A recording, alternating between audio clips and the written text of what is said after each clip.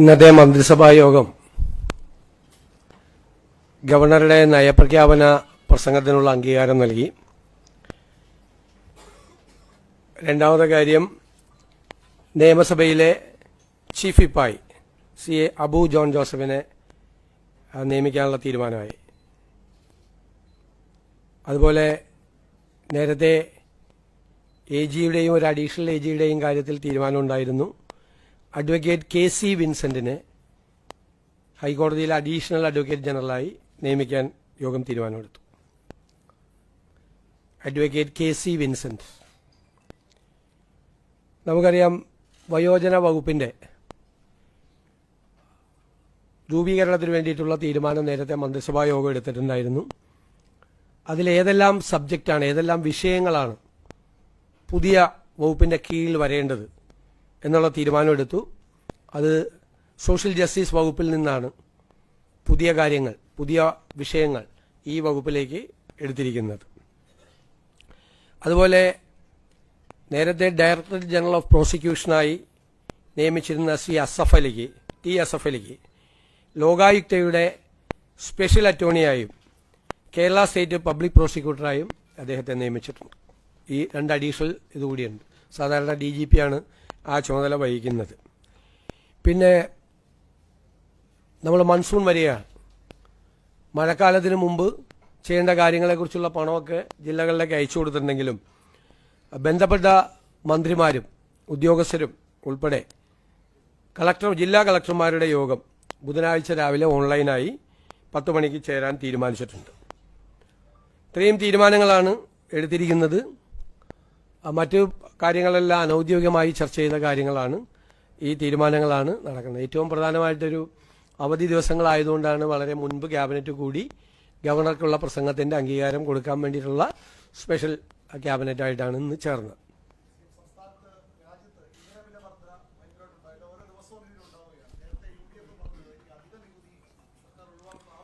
അത് നമ്മൾ പരിശോധിച്ചുകൊണ്ടിരിക്കുകയാണ്. കാരണം എന്ന് വെച്ച് കഴിഞ്ഞാൽ ഒരു തീരുമാനം എടുക്കാൻ പറ്റാത്ത അവസ്ഥയിലാണ്. ഓരോ ദിവസം കൂടിക്കൊണ്ടിരിക്കുകയാണ്. അപ്പോൾ അതിനകത്ത് ഒരു എമൗണ്ട് വന്നു കഴിഞ്ഞാൽ ആണ് നമുക്ക് അതിനെ സംബന്ധിച്ച് അതിന്റെ ഇമ്പാക്റ്റ് എന്താണെന്ന് ഞങ്ങൾ ധനകാര്യ വകുപ്പ് സൂക്ഷ്മമായി നിരീക്ഷണം നടത്തുന്നുണ്ട്.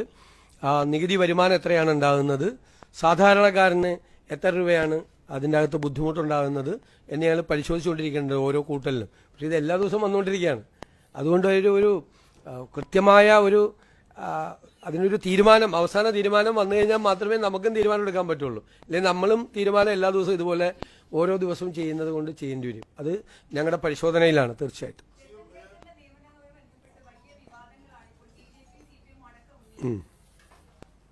ഞാൻ ചോദിക്കട്ടെ, എന്താണ് ആ വിവാദത്തിന്റെ അടിസ്ഥാനം? അദ്ദേഹം സംസ്ഥാന സർവീസിലുള്ള ആളാണ്, അല്ലേ? ഓൾ ഇന്ത്യ സർവീസിലുള്ള സംസ്ഥാനത്തെ ഒരു ഉദ്യോഗസ്ഥനാണ്. എങ്ങനെയാണ് ചീഫ് ഇലക്ടറൽ ഓഫീസറെ നിയമിക്കുന്നത്? ഗവൺമെന്റ് കൊടുക്കുന്ന പാനൽ, സംസ്ഥാന ഗവൺമെന്റ് കൊടുക്കുന്ന പാനലിൽ നിന്നും ചീഫ് ഇലക്ഷൻ കമ്മീഷണർ അദ്ദേഹത്തെ നിയമിക്കും. എന്തിനാണ്? ഇലക്ഷൻ നടത്തുന്നതിന് വേണ്ടിയിട്ട്. ഇലക്ഷൻ നടത്തി കഴിഞ്ഞാൽ അതിന്റെ ജോലി തീർന്നു. സാധാരണ എന്താ ചെയ്യുന്നത്? അതിനുശേഷം പിന്നെ അതോടുകൂടി ഔദ്യോഗിക ജീവിതം അവസാനിപ്പിക്കുകയാണ്. ചീഫ് ഇലക്ടറൽ ഓഫീസറുടെ ഔദ്യോഗിക ജീവിതം പിറ്റേ ദിവസം റിട്ടയർ ചെയ്യുവാണ്. ഇത് എന്താണ് ഇവിടെ നടക്കുന്ന ചർച്ച? ശ്രീമതി നളിനി നെറ്റോ ചീഫ് ഇലക്ടറൽ ഓഫീസറായിരുന്നു. അതിനുശേഷം എവിടേക്കാണ് പോയത്? ഹോമിലേക്ക് പോയി, അല്ലേ?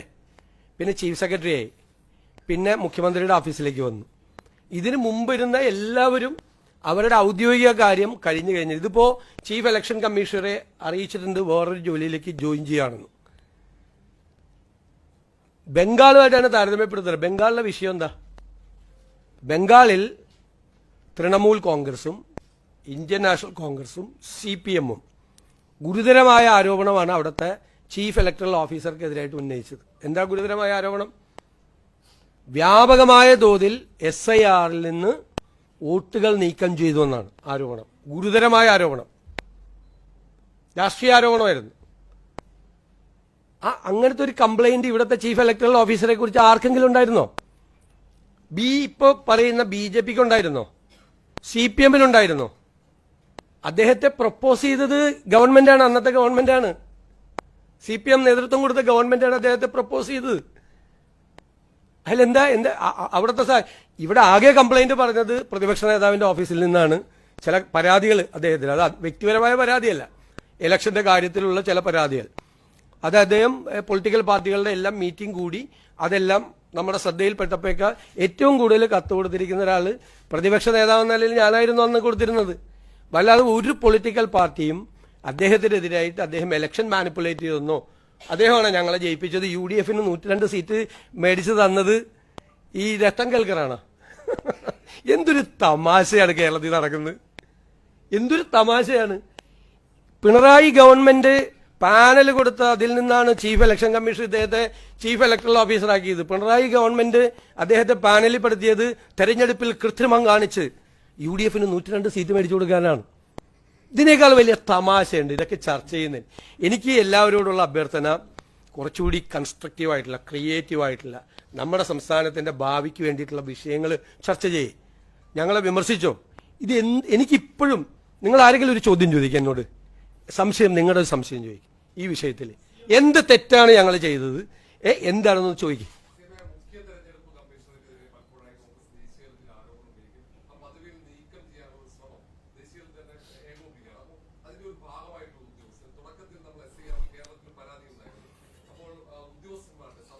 ആരുടെ പരാതി ഉണ്ടായിരുന്നു? ആരുടെ പരാതി? ചീഫ് ഇലക്ടറൽ ഓഫീസറുടെ പരാതി. ഇവിടെ SIR കുറിച്ച് ഒരു കംപ്ലൈന്റ് വന്നിട്ടില്ല. ഇവിടുത്തെ ഏറ്റവും വലിയ പ്രതിപക്ഷം നമ്മളല്ലേ, BJP പ്രതിപക്ഷത്തിരുന്നിരുന്നതാണ്. അവരാരെങ്കിലും ഈ ചീഫ് ഇലക്ടറൽ ഓഫീസറെ കുറിച്ചോ അദ്ദേഹത്തിന്റെ നടപടിക്രമങ്ങളെ കുറിച്ചൊരു കംപ്ലൈന്റ് പറഞ്ഞിട്ടുണ്ടോ? ഭരണകക്ഷി നിയമിച്ചാണ്, അന്നത്തെ ഭരണകക്ഷി പിണറായി സർക്കാരിന്റെ പ്രപ്പോസലാണ് ചീഫ് ഇലക്ഷൻ കമ്മീഷൻ വെച്ചിട്ട് അദ്ദേഹത്തെ അംഗീകരിച്ച്. CPM അദ്ദേഹത്തെ കുറിച്ച് പരാതി പറഞ്ഞിട്ടുണ്ടോ? പ്രതിപക്ഷമായ ഞങ്ങളല്ലേ പറയേണ്ടത്. ഞാനാണ് ഏറ്റവും കൂടുതൽ കത്തുകൾ അദ്ദേഹത്തെ അയച്ചത്. അതെല്ലാം അല്ലല്ല, വെയിറ്റ്, ഇത് പറ, ഇതല്ലേ ചോദ്യം.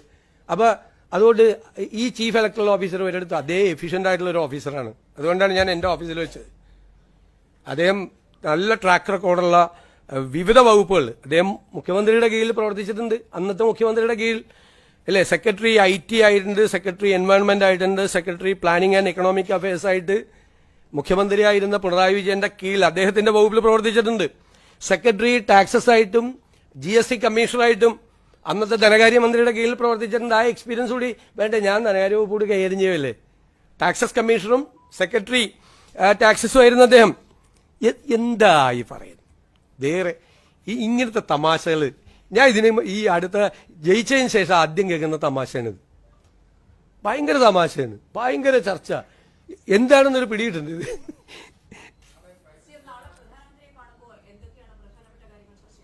അത് ഞാൻ ഇന്ന് നിങ്ങളോട് പറയണതിൽ എന്തോ ഒരു അനൗചിത്യമായിരിക്കും. ആ പ്രധാനമന്ത്രിയെ കാണാൻ പോണ കാര്യം ഞാൻ നിങ്ങളോട് ഇവിടെ പറഞ്ഞിട്ട് പോവാന്ന് പറഞ്ഞു കഴിഞ്ഞാൽ ഭയങ്കര ചോദ്യം കേട്ടാ.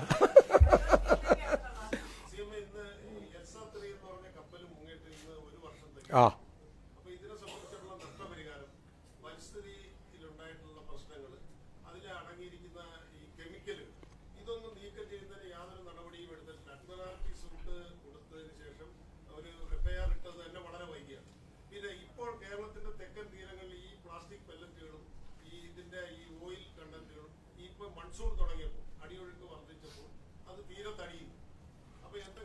ഇറ്റ്സ് എ വളരെ സീരിയസ് ആയിട്ടുള്ള ഒരു ചോദ്യമാണ്, വളരെ റെലവന്റ് ആയിട്ടുള്ള ഒരു ചോദ്യമാണ്. അത് നമ്മൾ തന്നെ ആരോപണവും ആക്ഷേപവും ഉന്നയിച്ചിട്ടുള്ള പ്രശ്നമാണ്. ഒരുപാട് പാരിസ്ഥിതിക പ്രശ്നങ്ങൾ വന്നിട്ടുണ്ട്, ഒരുപാട് മത്സ്യത്തൊഴിലാളികൾക്ക് നഷ്ടങ്ങൾ ഉണ്ടായിട്ടുണ്ട്, നമ്മുടെ പാരിസ്ഥിതികമായിട്ട് ഒരുപാട് ആഘാതം നമ്മളെ ഏൽപ്പിച്ചിട്ടുണ്ട്. അതുകൊണ്ട് അതിനെ തുടർന്ന് അന്നത്തെ ഗവൺമെന്റ് സ്വീകരിച്ച നടപടികൾ മുഴുവൻ ഉറപ്പായി പരിശോധിച്ച് വേണ്ടി വന്നാൽ അഡ്മിറാൽറ്റി സൂട്ട് അമെൻഡ് ചെയ്ത് ഇപ്പോൾ ഫയൽ ചെയ്തേക്കുന്ന അഡ്മിറാൽറ്റി സൂട്ട് അത് തന്നെ അന്നത്തെ പ്രതിപക്ഷത്തിന്റെ കൂടെ സമ്മർദ്ദം കൊണ്ടാണ് ഈ അഡ്മിറാൽറ്റി സൂട്ട് തന്നെ ഫയൽ ചെയ്ത്. മടിയായിരുന്നു ചെയ്യാൻ വേണ്ടിയിട്ട്, എന്താണെന്ന് എനിക്കിപ്പോഴും അറിയില്ല. അതൊന്നുകൂടി ഗൗരവമായി പരിശോധിച്ച് ഇപ്പോൾ ഉണ്ടായിരിക്കുന്ന ഈ പാരിസ്ഥിതിക ദുരന്തങ്ങൾ കൂടി അതിനകത്ത് ആ സൂട്ട് പരിശോധിച്ച ആ സൂട്ടിലില്ലെങ്കിൽ ആ സൂട്ട് അനുമതിയോടുകൂടി, കൺസേൺഡ് ആയിട്ടുള്ള അതോറിറ്റിയുടെ അനുമതിയോടുകൂടി അതുകൂടി അമെൻഡ് ചെയ്ത് വളരെ ഗൗരവത്തോടുകൂടി ആ വിഷയം കൈകാര്യം ചെയ്യും.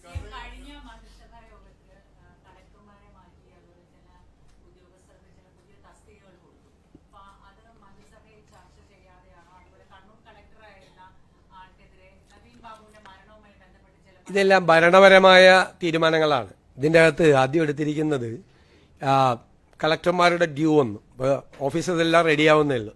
അപ്പോൾ ആ കളക്ടർമാരെ നിയമിക്കാൻ പറഞ്ഞു. സീനിയോറിറ്റി അനുസരിച്ചിട്ടാണ് നിയമിക്കാൻ പറഞ്ഞത്. ബാക്കിയുള്ള സ്ഥലത്ത് ഈ കളക്ടർ സ്ഥാനത്ത് മാറുന്ന ആളുകൾക്ക് പല സ്ഥലങ്ങളും കൊടുത്തു.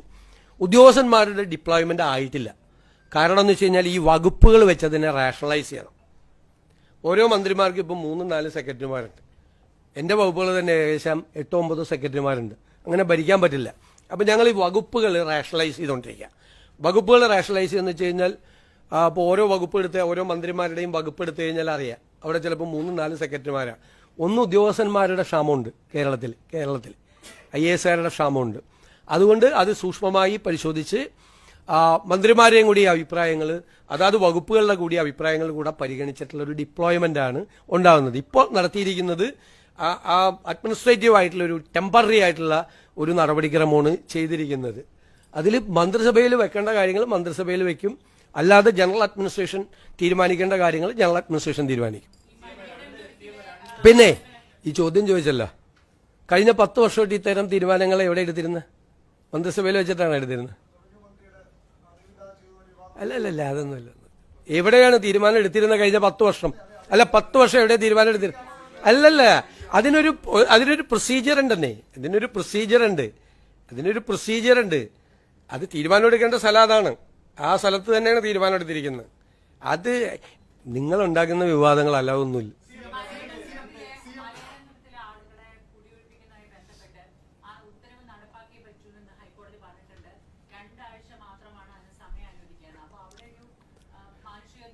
തീർച്ചയായിട്ടും അത് നല്ല ചോദ്യം. അതിൻ്റെ അകത്ത് ഏറ്റവും രസകരമായിട്ടുള്ള കാര്യം, അവിടെ ഒരു സമരം ഇപ്പം നടക്കുന്നുണ്ട്. ഞാൻ ഞെട്ടിപ്പോയി ആ സമരം കണ്ടിട്ട്. മുൻ മന്ത്രിസഭയിലെ 2 അംഗങ്ങൾ അവിടെ പോയി സമരം ഇരുന്നു.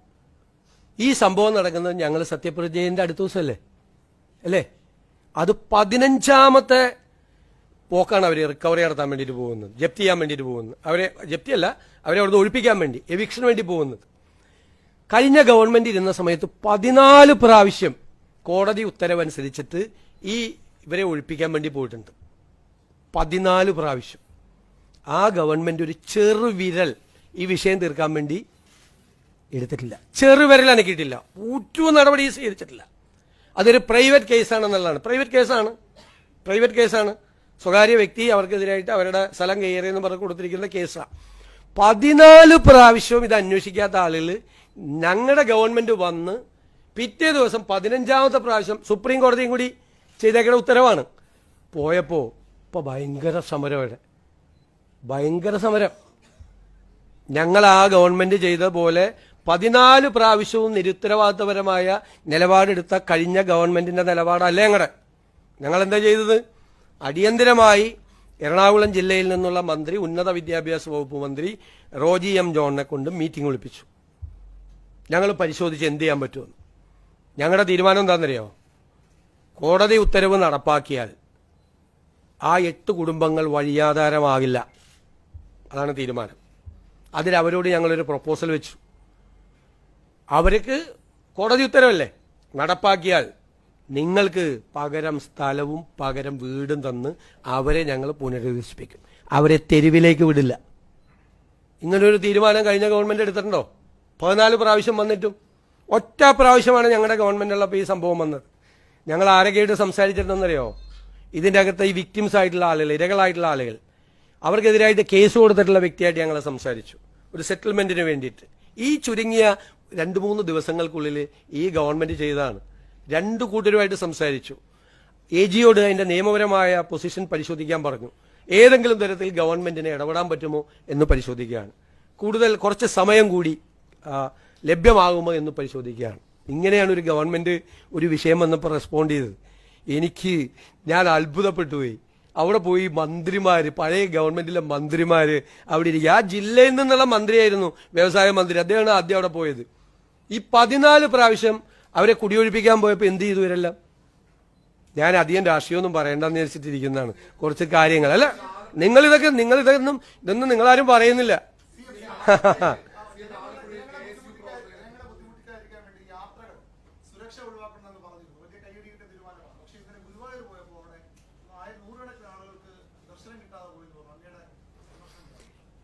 ഈ ഗുരുവായൂര് അങ്ങനെ ഒരു സംഭവം ഉണ്ടായിട്ടില്ല. ഇത് തെറ്റായ വാർത്തയാണ്. ആദ്യമായിട്ടല്ലല്ലോ ഒരു മുഖ്യമന്ത്രി ഗുരുവായൂർ ദർശനത്തിന് പോകുന്നത്, ആണോ? ഇനി കേട്ടോ, കേരളത്തിന്റെ ചരിത്രത്തിൽ ആദ്യമായിട്ട് മുഖ്യമന്ത്രിയുടെ കൂടെ 4 പേരെ ഉണ്ടായിരുന്നുള്ളൂ. അത് അവിടുത്തെ ഒരാളായിരുന്നു, അവിടുത്തെ അഡ്മിനിസ്ട്രേറ്റർ ആയിരുന്നു ഒരാൾ. എൻ്റെ കൂടെ ഒരു ഗൺമാൻ മാത്രമാണ് ഉണ്ടായിരുന്നത്. പിന്നെ അവിടെ ഉണ്ടായിരുന്ന സാധാരണ ഞാൻ ഗുരുവായൂർ ദർശനം നടത്താൻ പോകുമ്പോൾ എൻ്റെ കൂടെയുള്ള ആൾ 4 പേര്. ഇനി ഞായറാഴ്ച അവിടെ VIP ദർശനം ഇല്ല. ടിക്കറ്റ് എടുത്തിട്ട് കയറണം, 1000 രൂപയുടെ ടിക്കറ്റ്. ഞാൻ 1000 രൂപയുടെ ടിക്കറ്റ് എടുത്തിട്ടാണ് ദർശനം നടത്തിയത്, കേട്ടോളാം. അവിടെ ചെല്ലുമ്പോൾ ശിവേലി നടക്കുകയാണ്. ശിവേലി നടക്കുമ്പോൾ നമ്മൾ അതിൻ്റെ മുമ്പിൽ നിന്നു. അത് കയറിക്കഴിഞ്ഞപ്പോൾ നമ്മൾ അതിൻ്റെ മുമ്പിൽ പോയി തൊഴുതു. ഞാൻ ഉപദൈവങ്ങളെ ദർശിക്കാൻ വേണ്ടി പോയപ്പോൾ മുമ്പിൽ ഗുരുവായൂർ ദേവസ്വത്തിൻ്റെ ഒരു സെക്യൂരിറ്റി ഗാർഡ് വന്നു സ്റ്റോപ്പ് ചെയ്തെല്ലാവരും. അപ്പോൾ ഞാൻ പറഞ്ഞു സ്റ്റോപ്പ് ചെയ്യാൻ പറ്റില്ല, ഞാൻ തൊഴുന്നത് ഒരാൾക്ക് വേറൊരു തൊഴാമെന്ന ആൾക്ക് തടസ്സമാവില്ല എന്ന് പറഞ്ഞു. ഞാൻ അതിൻ്റെ സൈഡിൽ നിന്ന് തൊഴുകയും ആളുകൾ അതിൻ്റെ മുമ്പിലൂടെ തൊഴുത് നീങ്ങുകയും ചെയ്തു. ഇതാണ് സ്ഥിതി. ഇത് കള്ളക്കഥയാണ്, കള്ളക്കഥയാണ്. ഇതൊക്കെ എഡാക്കോട് തമാശ. അവിടെ എല്ലാ ആളുകൾ വന്ന് എന്നോട് പറഞ്ഞു, സാറേ എപ്പോഴും ഇങ്ങനെയായിരിക്കണം, ഇതാണ് ഭംഗി. ഞങ്ങൾ പോലും അത്ഭുതപ്പെട്ടു. ഞങ്ങളുടെ തൊട്ടടുത്ത് വന്നിരുന്ന് ഒരു അകൽച്ചയില്ലാതെ വന്ന് ചെയ്തു വന്ന് ഒരാൾക്ക് തടസ്സം അവിടെ ഉണ്ടായിട്ടില്ല, ഒരാൾക്ക്. ടിക്കറ്റ് എടുത്തിട്ടാണ് കയറിയത്. എനിക്കറിയാലോ ഇതൊക്കെ വിവാദമാവുമെന്ന്. ഞാൻ ഇനി അമ്പലത്തിൽ പോരുന്ന കൂടി പറയരുത് ദയവ് ചെയ്ത്.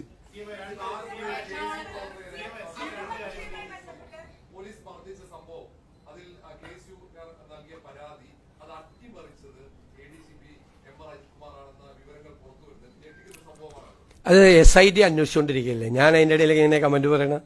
SIT അന്വേഷിച്ച് SITയുടെ റിപ്പോർട്ട് തരട്ടെ. ഇതൊക്കെ നിങ്ങൾ വന്ന വാർത്തയിൽ നമുക്ക് പ്രതികരിക്കാൻ പറ്റും. SIT ഗവൺമെന്റ് മുമ്പാകെ റിപ്പോർട്ട് തരട്ടെ. റിപ്പോർട്ട് തരുമ്പോൾ അത് പരിശോധിക്കാം.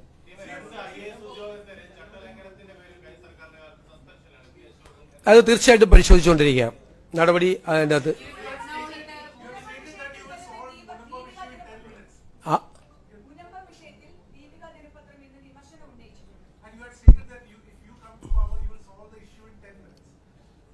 ഇപ്പൊ എന്താ സംഭവം നടന്നത്? ഇപ്പൊ ഒരു സംഭവം നടന്ന് നിങ്ങൾ ശ്രദ്ധിച്ച, കഴിഞ്ഞ ഗവൺമെന്റിന്റെ കാലത്ത് ഒരു തീരുമാനമെടുത്ത് പോണ പോക്കിൽ മുനമ്പം ഞാനൊരു വാചകം പറഞ്ഞിട്ടുണ്ടായിരുന്നു. അവിടെ 2 മതവിഭാഗങ്ങളെ ശത്രുക്കളാക്കാൻ വേണ്ടി നടത്തുന്ന ഒരു ശ്രമമാണ് അവിടെ നടന്നത്. അതിന് അന്നത്തെ സർക്കാർ കൂട്ടുനിന്നു പറഞ്ഞില്ലേ. ഇവരെല്ലാവരും അവിടെ ചെന്ന് പറഞ്ഞാൽ എന്താ, ഞങ്ങൾ നിങ്ങളെ കുടിയൊഴിപ്പിക്കില്ല അല്ലേ. ഇപ്പൊ പോണ പോക്കിൽ വഖഫ് ബോർഡ് ചെയ്തതെന്താ? ഏത് വഖഫ് ബോർഡാണ്? ഞങ്ങൾ വെച്ചിട്ടില്ലല്ലോ വഖഫ് ബോർഡ്. കഴിഞ്ഞ ഗവൺമെന്റിന്റെ കീഴിലുള്ള പൊളിറ്റിക്കൽ അപ്പോയിന്റ്മെന്റ് ആയിട്ടുള്ള വഖഫ് ബോർഡ് പോണ പോക്കിൽ ഇത് പോർട്ടലിൽ രജിസ്റ്റർ ചെയ്തിട്ട് പോയി. ഇനി സാധാരണ വഖഫ് ലാൻഡ് രജിസ്റ്റർ ചെയ്യുന്നത് അതിന്റെ മുത്തവല്ലിയാണ്. ഇവിടെ വഖഫ് ബോർഡ് തന്നെ അത് പോർട്ടലിലേക്ക് പെടുത്തിയിരിക്കുകയാണ്. മനസ്സിലായിക്കൊള്ളണം എന്താ അവരുടെ ഉദ്ദേശം.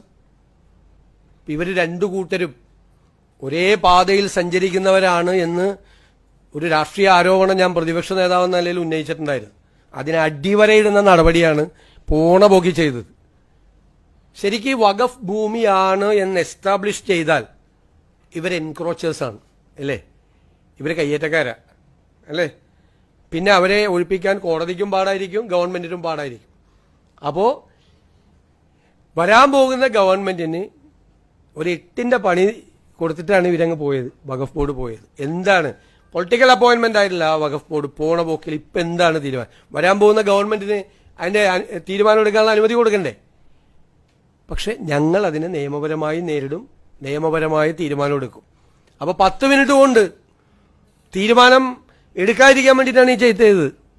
10 മിനിറ്റ് കൊണ്ട് തീരുമാനം എടുക്കാൻ പറ്റാവുന്നൊരു കാര്യം ആ 10 മിനിറ്റ് കൊണ്ട് തീരുമാനം എടുപ്പിക്കാതിരിക്കാൻ വേണ്ടി മനഃപൂർവ്വമായി രാഷ്ട്രീയമായി ചെയ്തതാണ്. ജനങ്ങളോട് അവർ പറയണം, മറുപടി പറയണം, എന്തിനാണത് പോർട്ടലിൽ പെടുത്തിയതെന്ന്. പക്ഷെ ഞങ്ങളതിനെ നിയമപരമായി അപ്പം തന്നെ അത് പരിശോധിച്ചിട്ടുണ്ട്. അതിനെ നിയമപരമായി നേരിടാനുള്ള നടപടികൾ ഞങ്ങൾ സ്വീകരിക്കും. ഒരു കാര്യം, അവിടെ നിന്ന് അവരെ കുടിയൊഴിപ്പിക്കുന്ന പ്രശ്നമില്ല. അവർക്ക് അവിടെ സംരക്ഷണം കൊടുക്കും. അവർക്ക് അവരുടെ സ്ഥലത്ത് നികുതി നൽകാനുള്ള സംവിധാനം നമ്മൾ ഉണ്ടാക്കും. അതിന്റെ നിയമപരമായ എല്ലാ തടസ്സങ്ങളും നമ്മൾ 10 മിനിറ്റ് എന്ന് പറഞ്ഞതിന് ശേഷം ഈ വഖഫ് ബോർഡ് ഉണ്ടാക്കിയ നിയമപരമായ പ്രശ്നങ്ങളാണ്. മനസ്സിലായ? വഖഫ് ട്രൈബ്യൂണലിനെ കൊണ്ട് പോലും തീരുമാനം, വഖഫ് ട്രൈബ്യൂണലിന്റെ തീരുമാനം പോലും വഖഫ് ബോർഡ് പോയി സ്റ്റേ ചെയ്യിപ്പിച്ചു. അറിയാലോ എന്തായിരുന്നു ആ ഗവൺമെന്റിന്റെ സ്റ്റാൻഡ് ഇക്കാര്യത്തിൽ? ഇവരെ മതപരമായി ഭിന്നിപ്പുണ്ടാക്കാനുള്ള സംഘപരിവാറിന്റെ അതേ അജണ്ട അതിന് കൊട പിടിച്ചു കൊടുക്കുകയാണ് CPM നേതൃത്വം വഹിക്കുന്ന ഗവൺമെന്റ് ചെയ്തത്. ക്ലിയർ ആയല്ലോ ഇപ്പോ?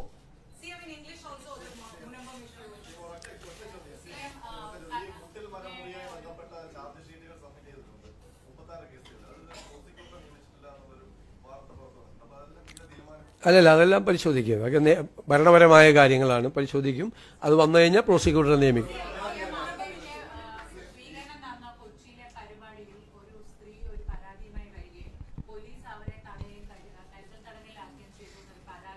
എനിക്കറിയില്ല, എന്റെ ശ്രദ്ധയപ്പെട്ടിട്ടില്ല, അന്വേഷിക്കും.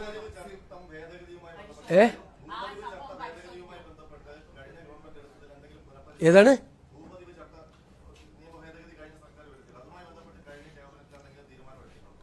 ഇല്ല, കഴിഞ്ഞ തീരുമാനം എടുത്തിട്ടില്ല. നമ്മളിപ്പോൾ ഒരു പോളിസിയൊക്കെ നമ്മൾ ഡിക്ലെയർ ചെയ്യാൻ പോകണല്ലോ. നമ്മൾ ഭൂമി പ്രശ്നങ്ങളിൽ ഒക്കെയുള്ള നമ്മൾ തന്നെ നമ്മുടെ മാനിഫെസ്റ്റോയിൽ തന്നെ ലാൻഡ് റീഫോംസ് ആക്ട് എല്ലാം നമ്മൾ അമെൻഡ് ചെയ്യുമെന്ന് പറയുന്നുണ്ട്. വലിയ മേജറായിട്ടുള്ള അമെൻമെന്റ്സ് വരുവാണ്. ഭൂനിയമങ്ങളിൽ വലിയ ജനങ്ങളെ ബുദ്ധിമുട്ടിക്കാതിരിക്കാൻ വേണ്ടിയിട്ട്, അവരുടെ പ്രശ്നങ്ങൾ ലഘൂകരിക്കാൻ, അതിന് പരിഹാരം ഉണ്ടാക്കാൻ വേണ്ടി ഇടുക്കിയിലൊക്കെ വലിയ ഗൗരവമേറിയ ഭൂപ്രശ്നങ്ങളാണുള്ളത്. അപ്പോൾ ഭൂനിയമങ്ങളിൽ ഞങ്ങൾ നന്നായി സ്റ്റഡി ചെയ്ത് വളരെ പെട്ടെന്ന് തന്നെ ആ ഭൂനിയമങ്ങളിൽ ആവശ്യമായ മാറ്റങ്ങൾ വരുത്തും. നെല്ല് സംഭരണത്തിന്റെ ഇപ്പോൾ മിനിസ്റ്റേഴ്സിന്റെ യോഗം കൂടി അവരുടെ റിപ്പോർട്ട് തന്നിട്ടുണ്ട്. അത് പരിഗണിച്ച് എത്രയും പെട്ടെന്ന് തീരുമാനങ്ങൾ എടുക്കും.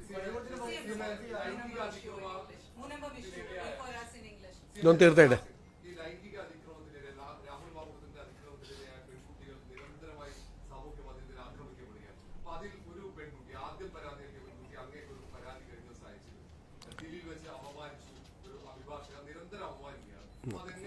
ഇത് എല്ലായിടത്തും നടക്കുന്നതാണല്ലോ. നമ്മുടെ ശ്രദ്ധയിൽപ്പെട്ടാൽ നമ്മൾ നടപടി സ്വീകരിക്കും.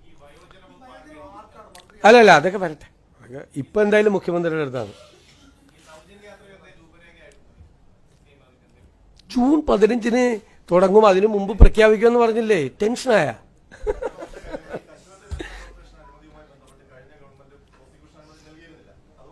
എല്ലാത്തിനും ഇപ്പൊ ഇന്ന് ഉത്തരം പറയാം. അതൊക്കെ പരിശോധിക്കാം, വരട്ടെ. എന്തെല്ലാം കാര്യമുണ്ട്, ഒരുപാട് കാര്യങ്ങളുണ്ടല്ലോ, നമ്മൾ പരിശോധിക്കുക.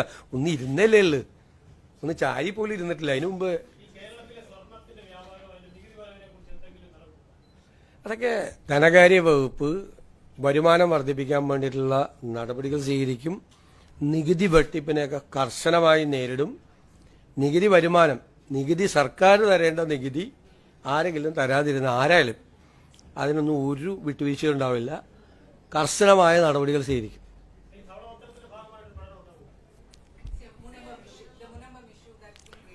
Munambam, now the Waqf board, which was under the previous government,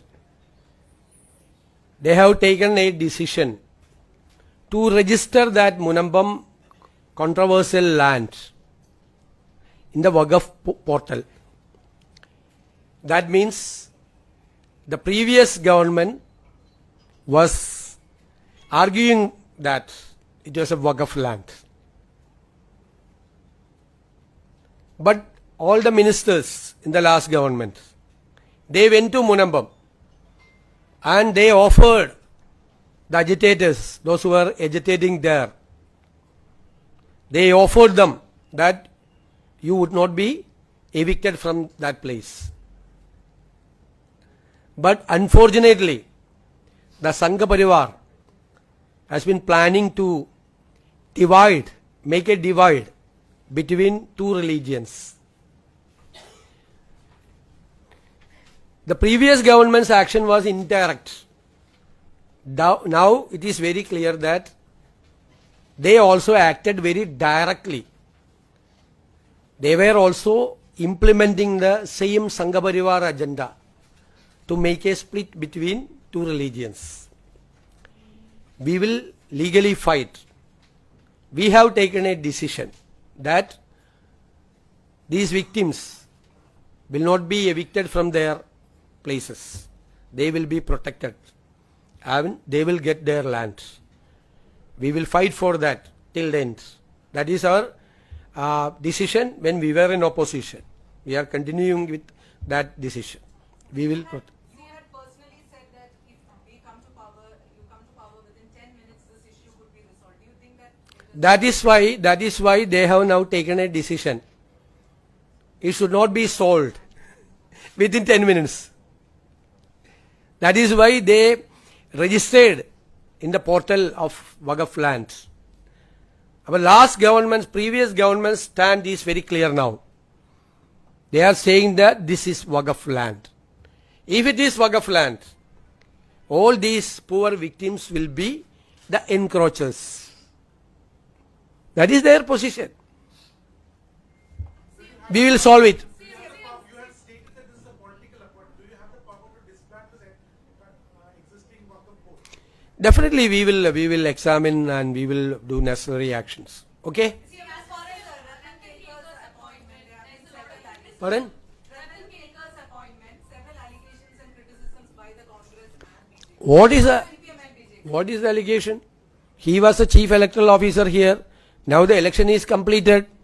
He has to come back to the state service after the work of chief electoral officer. He should be retired. What you are saying? The retirement, voluntary retirement after the job of chief electoral officer? No. He has to come back to the service. He came back to the service. He is a very good officer, very efficient officer. And I am looking after this finance also. He was a former expenditure secretary and GST commissioner. I need him. So I appointed him in my office.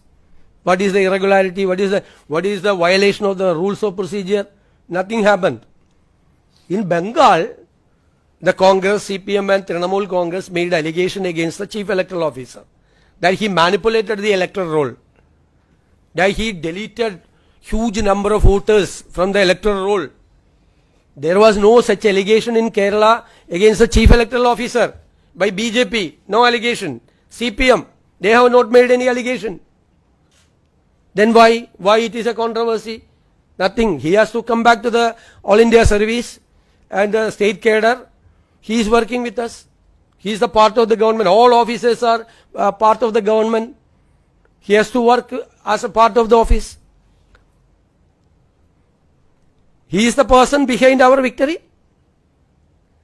See, the CPM is saying that we got 102 seats out of 140 seats. He is the person behind that. Then why Ratan Kelkar was proposed by the previous government? They submitted the panel to the chief election commissioner. His name was in the panel. That is why the election commissioner appointed him as the chief electoral officer. Then what is the irregularity? Nothing. No violation of rules of procedure, nothing. Now his job is completed. He has to come back. That is happening here. Okay.